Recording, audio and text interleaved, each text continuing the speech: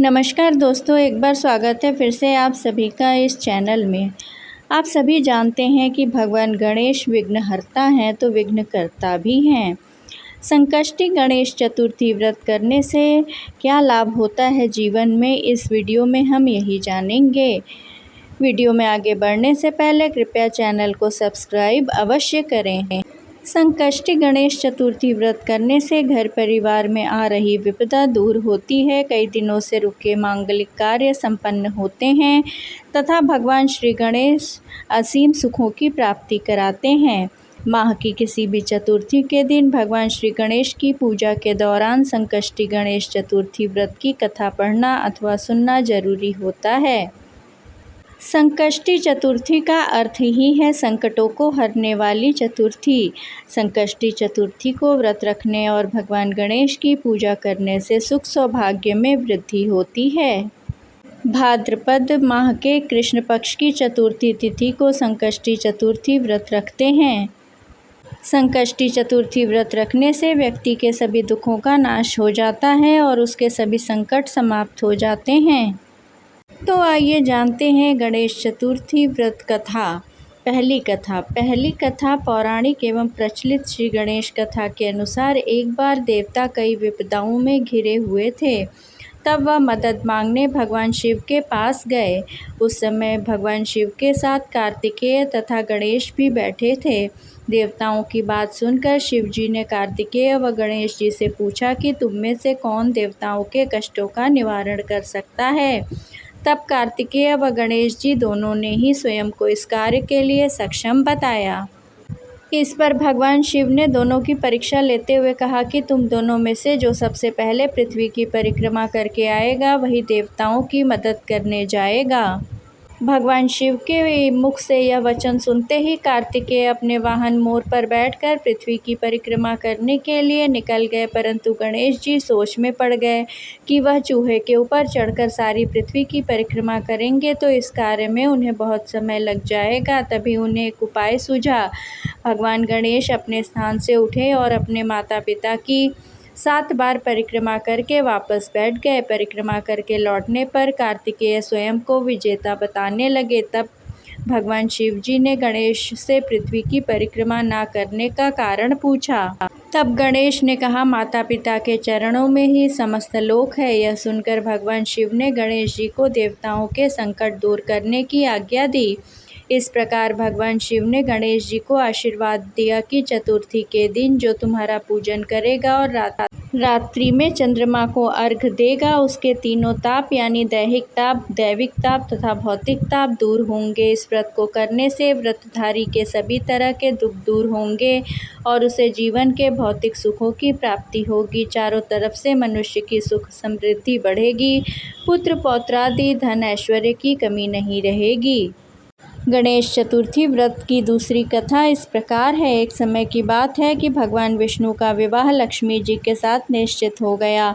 विवाह की तैयारी होने लगी। सभी देवताओं को निमंत्रण भेजा गया, परंतु गणेश जी को निमंत्रण नहीं दिया गया। कारण जो भी रहा हो, अब भगवान विष्णु की बारात जाने का समय आ गया। सभी देवता अपनी पत्नियों के साथ विवाह समारोह में आए। उन सब ने देखा कि गणेश जी कहीं दिखाई नहीं दे रहे हैं। तब वे आपस में चर्चा करने लगे कि क्या गणेश जी को न्योता नहीं भेजा गया है या स्वयं गणेश जी ही नहीं आए हैं। सभी को इस बात पर आश्चर्य होने लगा। तभी सबने विचार किया कि विष्णु भगवान से ही इसका कारण पूछा जाए। विष्णु भगवान से पूछने पर उन्होंने कहा कि हमने गणेश जी के पिता भोलेनाथ महादेव को न्योता भेजा है। यदि गणेश जी अपने पिता के साथ आना चाहते तो आ जाते, अलग से न्योता देने की कोई आवश्यकता भी नहीं थी। दूसरी बात यह है कि उनको 1.25 मन मूंग, 1.25 मन चावल, 1.25 मन घी और 1.25 मन लड्डू का भोजन दिन भर में चाहिए। यदि गणेश जी नहीं आएंगे तो कोई बात नहीं। ये वार्ता चल ही रही थी कि किसी एक ने सुझाव दिया कि यदि गणेश जी आ भी जाएं तो उनको द्वारपाल बनाकर बैठा देंगे कि आप घर की देखभाल करना। आप तो चूहे पर बैठकर धीरे धीरे चलोगे तो बारात से बहुत पीछे रह जाओगे। यह सुझाव भी सबको पसंद आ गया तो विष्णु भगवान ने भी अपनी सहमति दे दी। होना क्या था, इतने में गणेश जी वहां आ पहुंचे और उन्हें समझा बुझाकर घर की रखवाली करने के लिए बैठा दिया गया। बारात चल दी। तब नारद जी ने देखा कि गणेश जी तो दरवाजे पर ही बैठे हुए हैं, तो वे गणेश जी के पास गए और रुकने का कारण पूछा। गणेश जी कहने लगे कि विष्णु भगवान ने मेरा बहुत अपमान किया है। नारद जी ने कहा कि आप अपनी मूषक सेना को आगे भेज दें तो वह रास्ता खोद देगी, जिससे उनके वाहन धरती में धंस जाएंगे। तब आपको सम्मानपूर्वक बुलाना पड़ेगा। अब तो गणेश जी ने अपनी मूषक सेना जल्दी से आगे भेज दी और सेना ने जमीन खोद कर जमीन पोली कर दी। जब बारात वहां से निकली तो रथों के पहिए धरती में धंस गए। लाख कोशिश करने पर भी पहिए नहीं निकले। सभी ने अपने अपने उपाय किए, परंतु पहिए तो नहीं निकले, बल्कि जगह जगह से टूट भी गए। किसी की समझ में नहीं आ रहा था कि अब क्या किया जाए। तब तो नारद जी ने कहा कि आप लोगों ने गणेश जी का अपमान करके अच्छा नहीं किया। यदि उन्हें मना कर लाया जाए तो आपका कार्य सिद्ध हो सकता है और यह संकट टल सकता है। शंकर भगवान ने अपने दूत नंदी को भेजा और वे गणेश जी को लेकर आए। गणेश जी का आदर सम्मान के साथ पूजन किया गया। तब कहीं रथ के पहिए निकले। अब रथ के पहिए निकल तो गए, परंतु वे टूट फूट गए, तो उन्हें सुधारे कौन। पास के खेत में एक मजदूर काम कर रहा था। उसे बुलाया गया। उसने कार्य करने से पहले श्री गणेशाय नमः कहकर गणेश जी की वंदना मन ही मन की। देखते ही देखते मजदूर ने सभी पहियों को ठीक कर दिया। तब वह मजदूर कहने लगा कि देवताओं, आपने सर्वप्रथम गणेश जी को नहीं मनाया होगा और ना ही उनका पूजन किया होगा, इसीलिए तो आपके ऊपर यह संकट आया है। हम तो मूर्ख अज्ञानी हैं, फिर भी पहले गणेश जी की पूजा करते हैं, उनका ध्यान करते हैं। आप लोग तो देवतागण हैं, फिर भी आप गणेश जी को कैसे भूल गए। अब आप लोग भगवान श्री गणेश जी की जय बोलकर जाएं तो आपके सब काम बन जाएंगे और कोई संकट भी नहीं आएगा। ऐसा कहते हुए बारात वहां से चल दी और भगवान विष्णु का लक्ष्मी जी के साथ विवाह संपन्न करा के सभी सकुशल घर वापस लौट आए। इस प्रकार भगवान गणेश ने प्रसन्न होकर सभी विघ्न बाधाओं का नाश किया और समस्त कार्यों को सिद्ध कर दिया। गणेश चतुर्थी की तीसरी कथा इस प्रकार है। एक बार महादेव कहीं बाहर गए हुए थे और माता पार्वती स्नान करने गईं। तब उन्होंने भगवान गणेश को द्वार पर बिठा दिया और कहा कि जब तक मैं नहा न लूँ तब तक कोई भी पुरुष भीतर न आने पाए।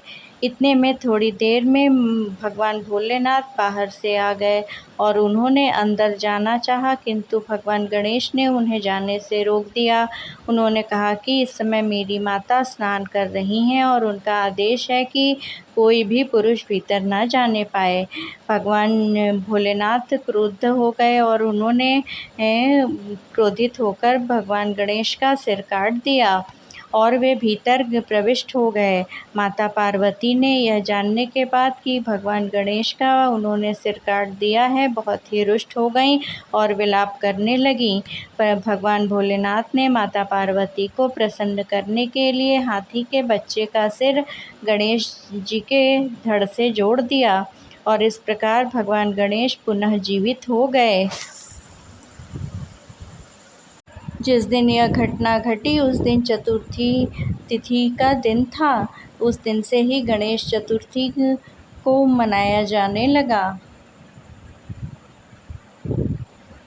वीडियो पसंद आया हो तो कृपया लाइक, शेयर और सब्सक्राइब अवश्य करें। कमेंट बॉक्स में श्री गणेशाय नमः लिखना ना भूलें।